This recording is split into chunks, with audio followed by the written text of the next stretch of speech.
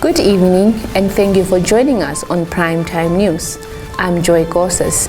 We begin tonight's bulletin with what looks like positive numbers concerning poaching in the country. The Ministry of Environment, Forestry and Tourism earlier today revealed it has recorded an overall decrease in poaching incidences. Michael Matimba produced our lead story. Muyunda said to date, the ministry has recorded 33 rhinos poached in Namibia, 24 black rhinos and 9 white rhinos. This year's poaching cases include 9 rhinos poached in custodianship farms, another 9 on private farms, and 15 in the Etosha National Park. The statement read that Namibia has recorded 44 rhinos poached in 2021, 42 in 2020, 57 in 2019, 83 in 2018, while 55 rhinos were poached in 2017. Muyunda added that the ministry is however happy that elephant poaching remains relatively low with only 2 elephants poached this year. He noted that as a ministry, their target moving forward is to reduce elephant poaching to 0. While rhino poaching has been dynamic, elephant poaching on the other hand has steadily been declining over the last 5 years from 50 elephants poached in 2017, 27 in 2018, 13 in 2019, 12 in 2020, and 8 in 2021. On to the National Education Conference currently underway in the capital. Regional Heritage Officer in the Ministry of Education, Arts and Culture, Agneshinenga Yamwe, says though the ministry receives the biggest chunk of the national budget annually, little is spent on the quality of education. It is actually a build-up of several presentations of yesterday. As mainly the challenges that were highlighted or persisting issues, in the words of the Director of Oceania Region, are focused on finance. When you break down the spending of the annual budget, about 84% of that budget go to employment costs, salaries. That means, ladies and gentlemen, that you have a mere 16% that goes to your teaching and learning materials, your developmental infrastructures, as well as other programs within the ministry. What does this mean? This actually means that little is spent on quality or ensuring quality education. Also important to state is that quite a small share of about 3% goes to pre-primary education, already an indicator that learners start off with a weak foundation. And that can also explain perhaps the reason why you have a high cost of repetition in later grades. Staying with the conference, Director of Adult Education in the Ministry of Education, Arts and Culture, Mzingizi Gwede, has called for life skills to become a promotional subject, stating that vices such as drugs and alcohol abuse, as well as teenage pregnancies, are significantly increasing. Again, as it was indicated in 2011 National Conference, life skills as a subject still, it's not a promotional. And it was revealed during our regional consultation meetings. So because of that, because it is not a promotional subject, it's neglected. Poor teaching, poor monitoring and evaluation in many schools. It's a problem. And the young people, they spoke heavily on that during our regional consultation meeting. The burning one is low self-confidence in some life skills teachers. I'm saying in some, not all, in some. In teaching sensitive topics, especially on sexual and reproductive health. For your information, we have 5 complementing subjects that are talking about this issue. Natural science and health education, life science, life skills itself, biology, and 50 or 60% religious and moral education. Because all these subjects are talking about behavior change. It's about life skills. Moving on to health matters. The Ministry of Health and Social Services has recorded a reduction in childhood vaccinations against measles and rubella, as well as the oral polio vaccine, inactivated polio vaccine, rotavirus, and pneumococcal vaccines in recent years. Immunization is an essential life-saving service in preventing severe illnesses among children, adults, and pregnant women, making it critical in reducing maternal and neonatal deaths. However, like other services, routine immunization were interrupted during COVID-19 pandemic.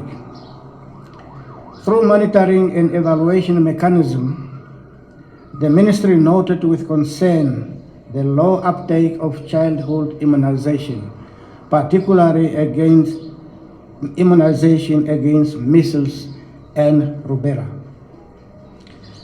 The ministry has also recorded a reduction in immunization of oral polio vaccine, inactivated polio vaccine, rotavirus, and pneumococcal vaccines in recent years.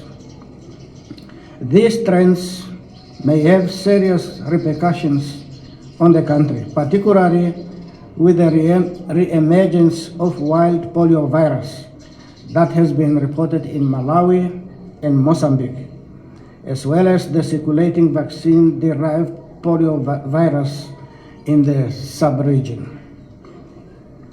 Low immunization among children means children are susceptible to several childhood diseases and risk hospitalization and even death.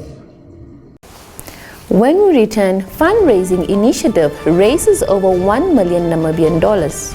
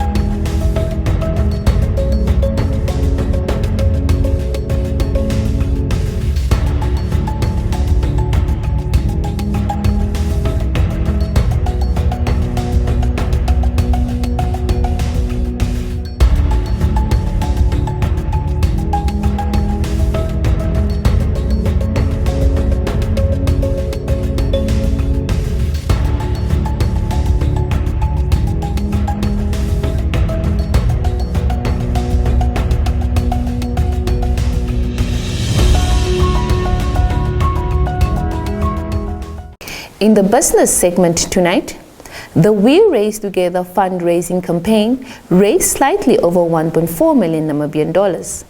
This was announced by the campaign sponsorship committee chairperson Ndabewashali Shabwanale, who commended corporate companies for their contribution towards the initiative regardless of the tough economic times currently prevailing in Namibia. Decided on 2 projects.